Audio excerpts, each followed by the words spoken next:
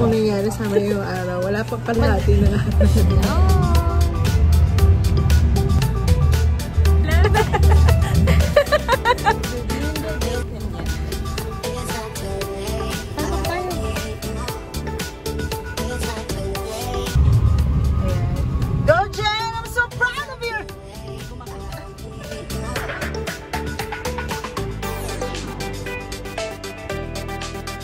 Grabe, ang titibay ng mga tubig ninyo ah.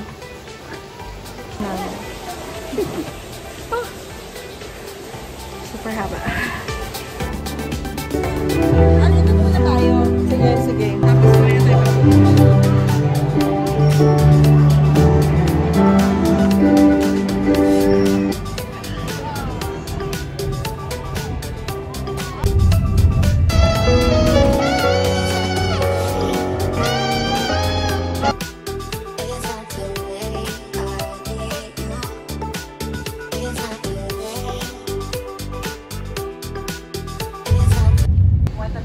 Hello friends! Kumusta?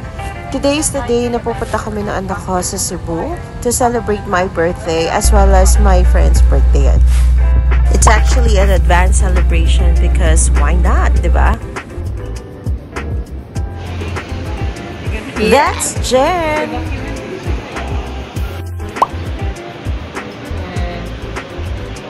With Sir Vic and Jen.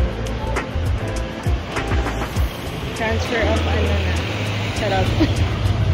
By the way, we decided to rent a car here in Cebu kasi nga mas convenient para sa amin dahil hawak namin yung oras namin and we can go to places that we really want to go. At hindi na rin nakakabala sa mga joiners dahil syempre kami na yung nagde-decide kung saan kami pupunta, right? Isa sa mga kinaka-worry namin is yung weather. And luckily, nung pagpunta namin ng Cebu, hindi naman maulan at hindi rin naman sobrang mainit. Sakto lang yung weather. Perfect siya for day tour talaga. By the way, this is Mactan Mandaue Bridge. Ang ganda niya and very cinematic yung dating niya from this point of view. Diba? Kanina pa yan. Now, this part is the South Cebu or Cebu South Coastal Tunnel Road. Ang ganda dito. Ang daming ilaw. Actually, napadpad lang kami dito by mistake. And kailangan na rin namin mag-reroute kasi hindi naman tama yung dinadaanan namin. But it's a good experience. Alam mo, feeling ko, mali tayo. Oh my God, Jem! At nagkamali nga kami, we need to reroute dahil hindi naman dapat kami pumasok dun sa tunnel na yon. But here we are. And that's the SMC side series Cebu. Ang ganda niya sa labas. Actually, ang laki niya. Mantay pa rin ba tayo? Anong oras dapat ang nasaan tayo? Hindi, 9 to 11 dapat na tapos na natin yung activity dun sa ano. Okay, next, right and right. Now, this is the Magellan's Cross.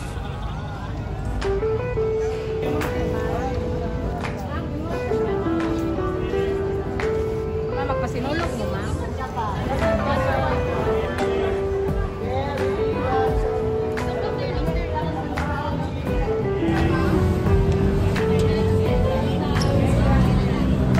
Kami naman.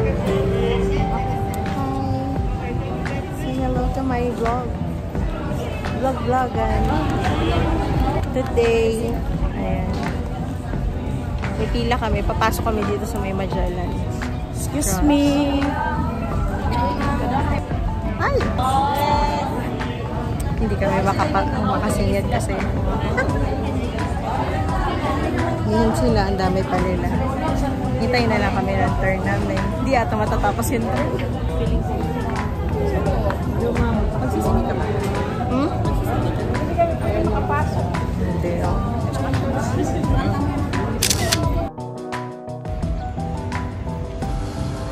Our next destination is Fort San Pedro. According to Google Map, pwede siyang lakarin. But in this case, nagutom na kasi kami, so we decided to eat muna. McDonald's, yan ang malapit eh.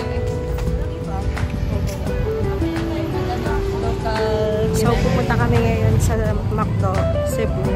Actually, nag-Cebu kami para lang dito sa McDo. Pa! Yun yung bad. Hoy! Tatawid kami! Grabe, oh. Ayun yung may pedestrian naman. Dapat nilagyan din naman. Yan. We're here, McDo. Init na yung kasama ko.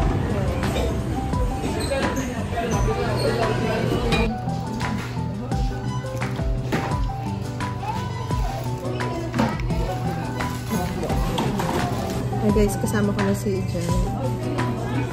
Ang dami na pong nangyari sa ngayong araw. Wala pang kalahati na lang. Event ko lang ating ano. Unang-una, bukod sa mga naligaw, may nangyari din hindi maganda.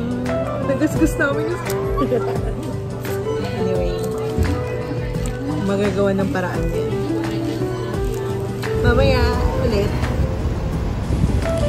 After namin kumain sa McDo, we decided na lakarin na lang yung papuntang Fort San Pedro.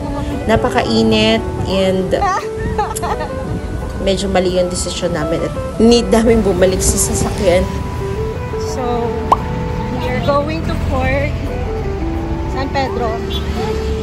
Here, oh, that part. I mean, pedestrian lane. Pwede na ba tayo dito? Park area.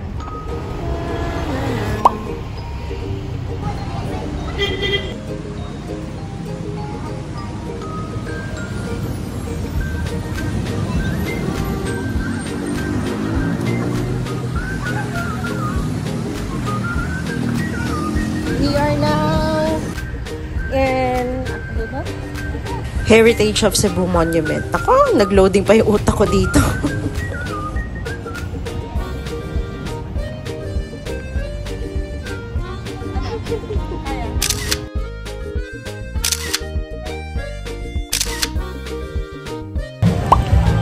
So, yung next na pinuntahan namin, ito, Fort San Pedro.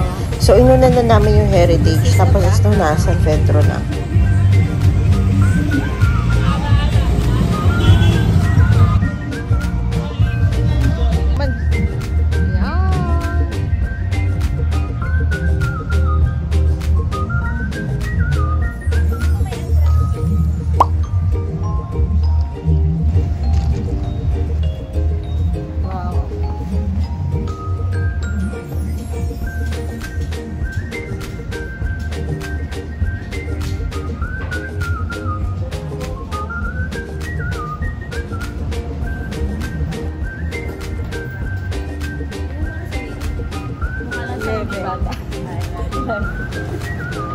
Jen, I'll pay you later.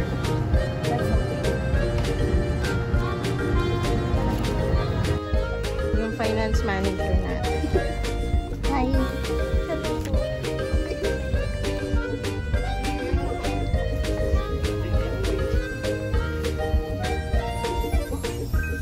Oh, entrance gallery, oh.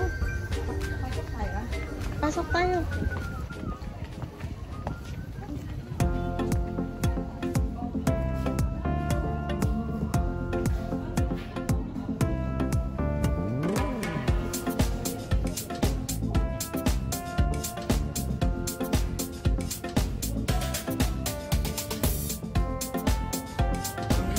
Yung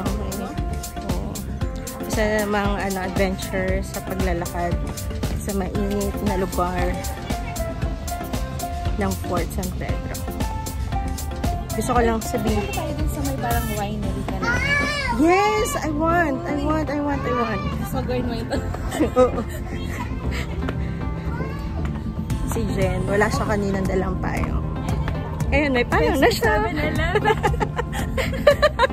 Vivienda del Peña.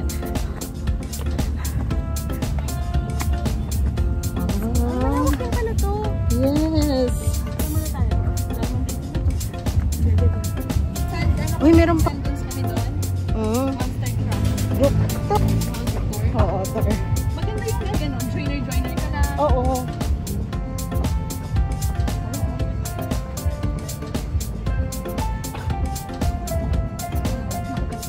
Oh. natin to ng 12. On time talaga.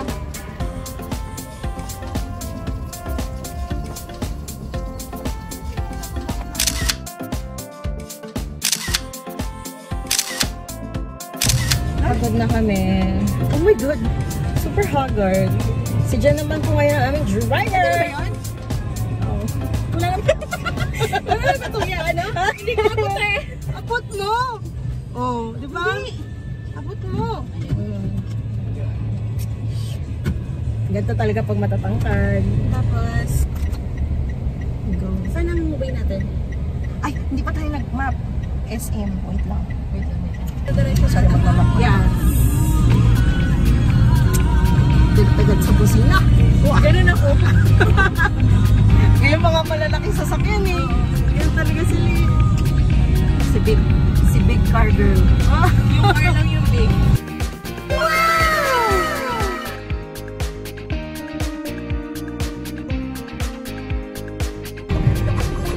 Pumunta lang sa Cebu para mag-awesome! Ay, so far. Yung sub-driver ko. Nakakaloka yung mga motor dito. Kabilaan kayo na truck sa kaliwa. Oy, shit! Ulap talaga. Go, Jen! I'm so proud of you! Sa mga headlight nito. Hindi mo kailangan masyado mag-adjust dito dyan kasi maliit na sasakyan. Reverse ko. Konti lang yan. Yes, makakapag-aircon na! Pumunta na siya para mag-SM. Mag-SM. Di ba ko sa SM? Ganda ang SM dito. Sagdan mo lang yung mga...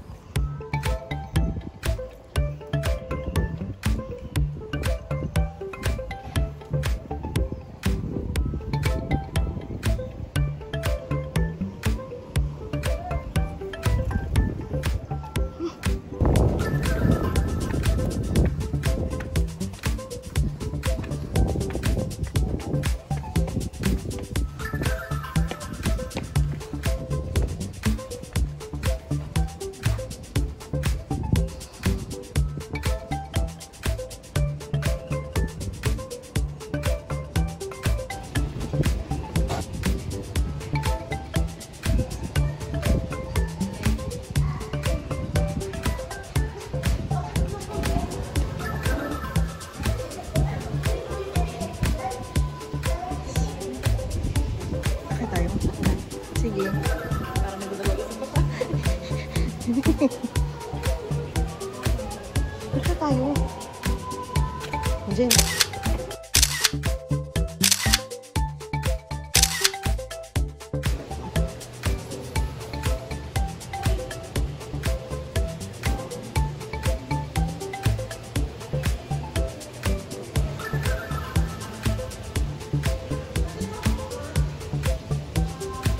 Grabe, ang tibay ng mga tuhod ninyo ah.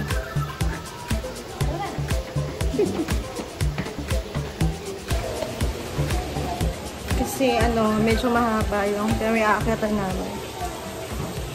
Oh, super haba.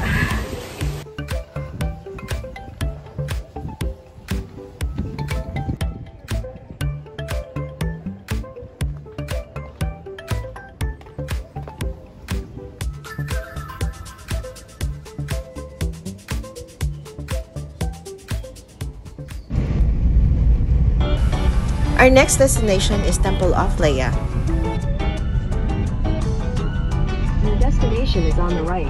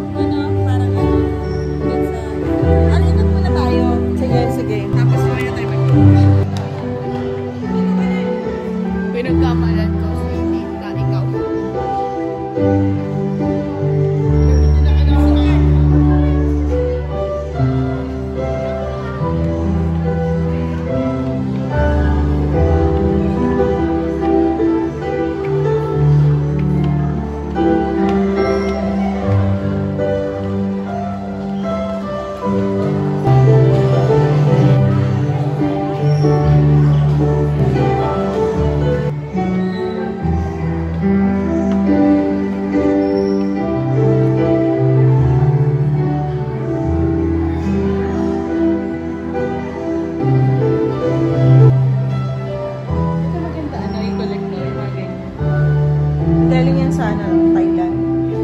Or Indonesia. Iba-iba eh. Alam mo, mga isang ganyan, mahal na rin yan.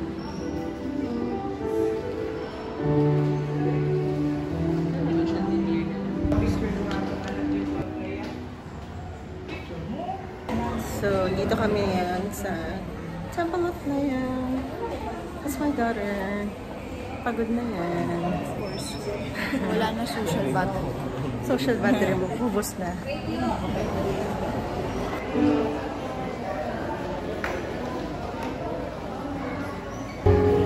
Jen, so this one.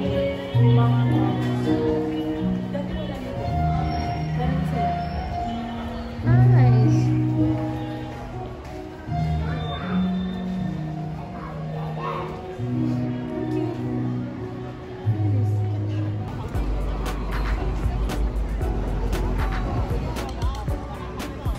Napakaganda ng view dito sa Temple of Laya. It's good thing na hindi masyado marami yung tourists kaya nakapag-enjoy kami sa picture taking. And ang aliwalas. Yung feel niya para kang nasa ibang bansa pero nasa Cebu ka. O, diba? Ang ganda.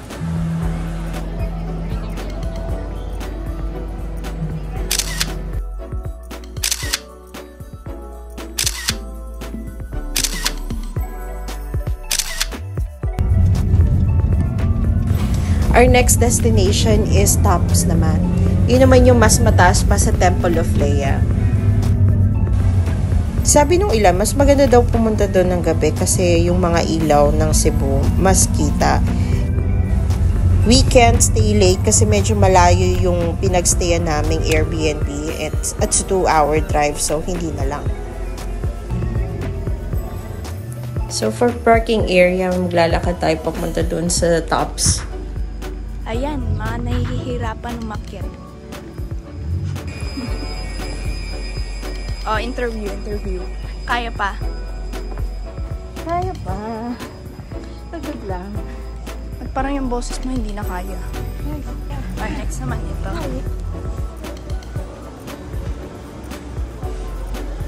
Kaya pa? Kaya pa. Kaya pa. Ba't yan yung paglakad mo, Ham?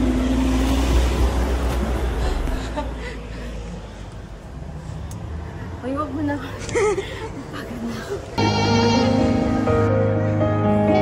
Ang ganda at ang lawak ng landscape na to.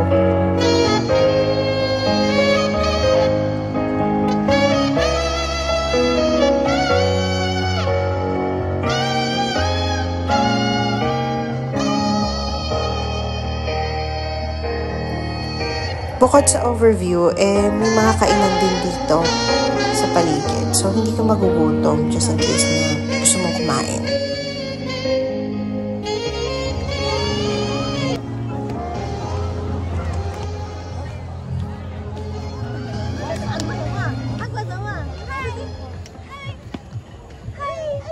Wow!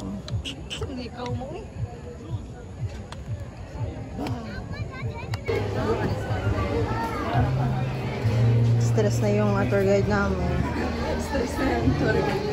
Napagod na ako. Pagod na. Kakakit. Akit na naman po kami.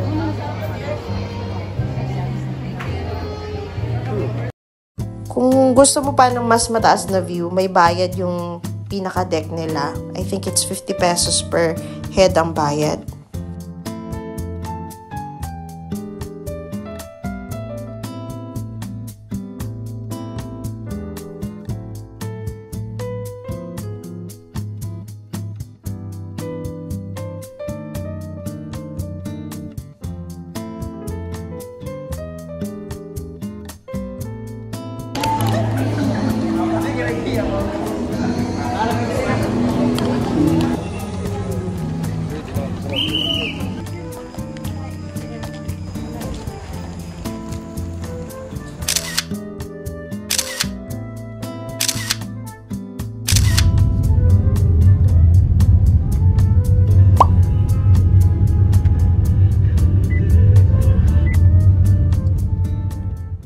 Share ko lang yung view kung saan kami nagstay. Wait lang. CR niya. Washroom. Lahat yan nandyan. Sa malaking kubo. Naka-detach siya dito sa dito sa kubo. So, ayan. Tapos, yung kasama namin si Jen. So, yan. And then, going upstairs. Akit tayo, guys. Ay, wait lang. So, inside, dalawang bed siya. Isa sa taas. Ayan, yung nandyan. And then, isa din dito sa baba. Now, kubo siya, pero may aircon din naman siya. And may mga fan. So, hindi naman ganon kainit. Actually, ang lamig nga dito eh. And this area naman, pwede ka magstay dito. Dito sa may net na to, pwede ka rin naman humiga, but in my case, dahil mataba ako, hindi ko na sinubukan. Overall experience, 8/10. Dito naman sa baba yung dining area and kitchen. So this is our day 2 and nasa municipality na kami ng Badjan. And excited na kami sa aming canyoneering experience. Also, dala na rin namin yung mga gamit namin kasi hindi na kami babalik dun sa pinagstayan namin. It's just an overnight stay lang talaga. Now, here, kasi ako arrive. Ang daming kurbada! Ang daming lubak! Ang daming lubak! Pero, ganda naman. Grabe naman!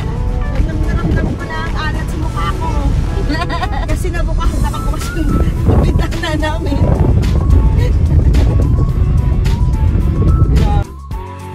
One thing na na-realize namin while driving this Wigo is that dapat pala nag-SUV na lang kami kung ayaw namin maramdaman yung sobrang tagtag at lubak na daanan.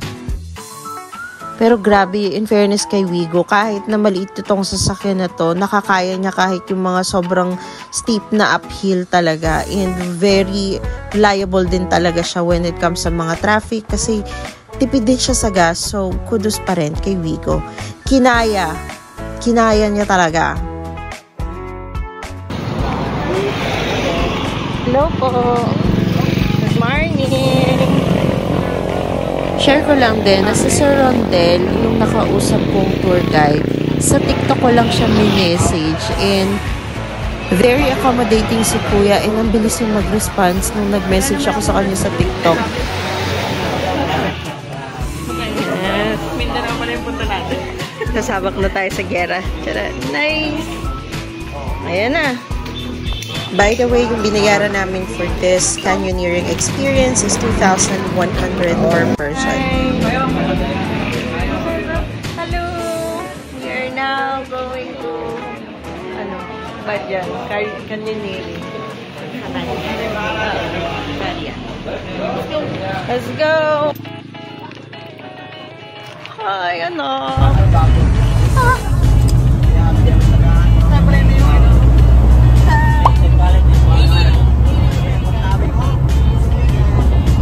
On the way to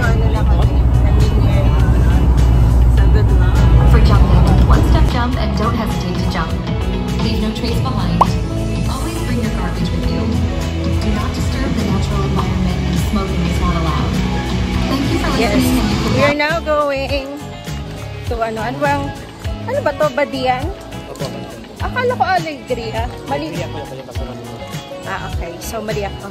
Si Sir, ay, ang pangalan niyo, Sir? Rani po. So, maglalakad kami going to Badian. Exercise din kasi pre-exercise bago mag-start yung canyoneering. Let's go, ladies! Ang ganda rin ng view kahit naglalakad ka lang. O, diba? May option naman na mag-zipline or Ayun, maglakad. naglalakad But in our case, naglakad na lang kami kasi hindi naman siya malayo talaga. Like 15-minute walk lang. Okay na. Pero kaya. This is it na talaga.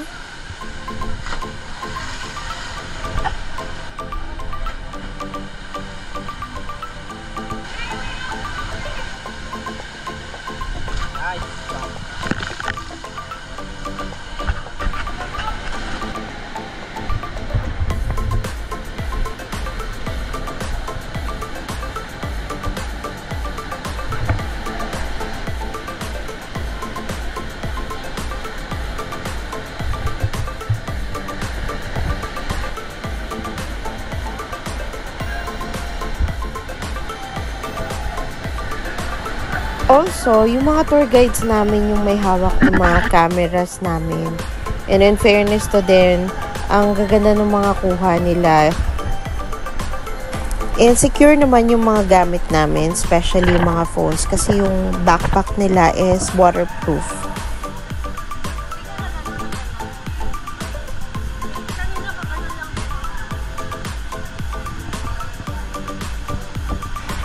The earliest schedule for canyoneering is 6 a.m. and then latest is around 2 or 3 p.m. The whole canyoneering experience is around 3 to 4 hours, but again, that depends on your facing as well as the number of tourists. Kasi syempre, pila yung mga tumatalon, so nag-iintayan ng turns kung sino yung mauna, sino yung susunod. So, medyo matagal siya.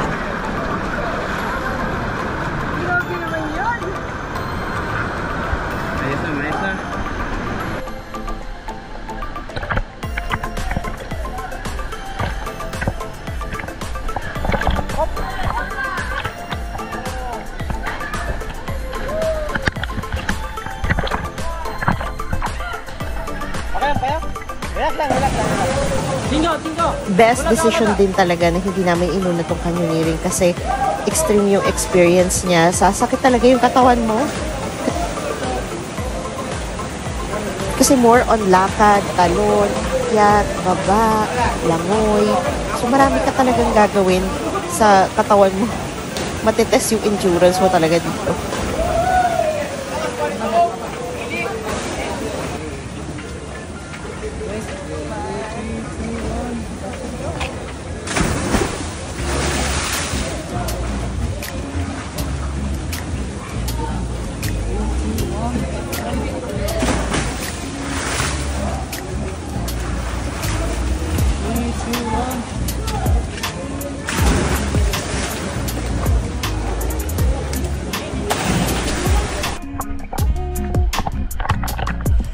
Hindi nasama sa vlog na to yung mga 7-Eleven nila, which is mga tindahan nila. May mga tindahan din. So, if ever na magutom ka, pwede kang bumili ng pang food doon. Or kung wala ka namang dalang pera, pwedeng, sila, palista mo na lang. Kasi sisingilin ka naman nila kuyang tour guide after the canyoneerings. Yung stream na to, mahaba siya. Yan, nakakapagod din kahit may life jacket ka. Kasi syempre, kailangan mo lumangoy para makatawid dun sa isang part ng land. I signed up for this, diba? Ang arte.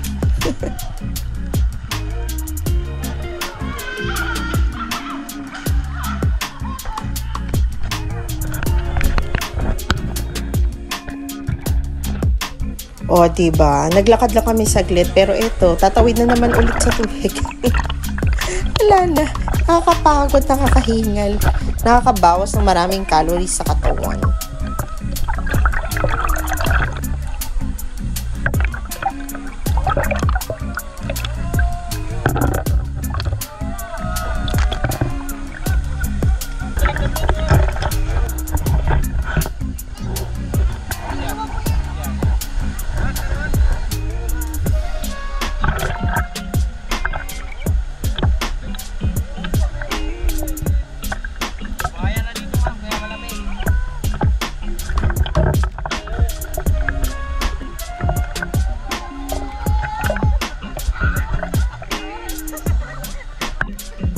Isa sa mga hindi namin nasubukan is yung 10 meters jump. Kasi nung time na nagpunta kami, sarado siya, tsaka hindi siya pwedeng talunan pa. Nakakahinayang nga eh. Pero, it's okay. Feeling ko rin kasi hindi ko kaya tumalon doon.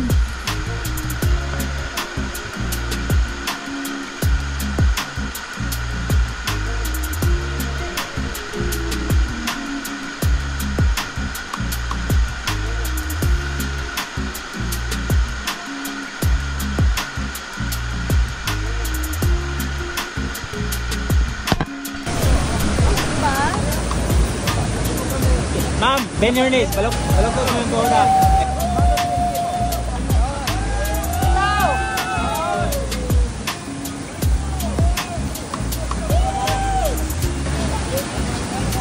Okay.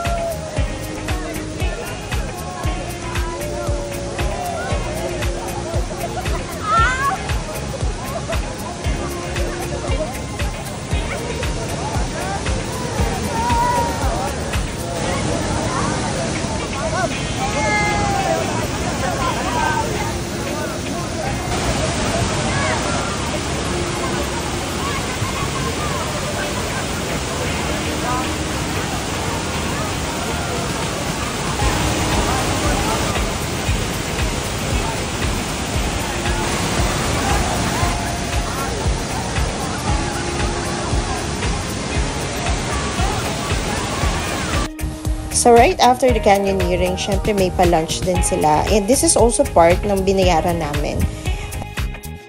Galit-galit muna ang mga first sons kasi gutom na.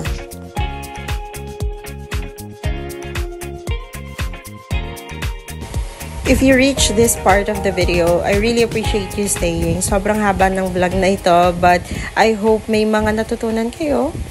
Thank you and see you on my next vlog. Paalam!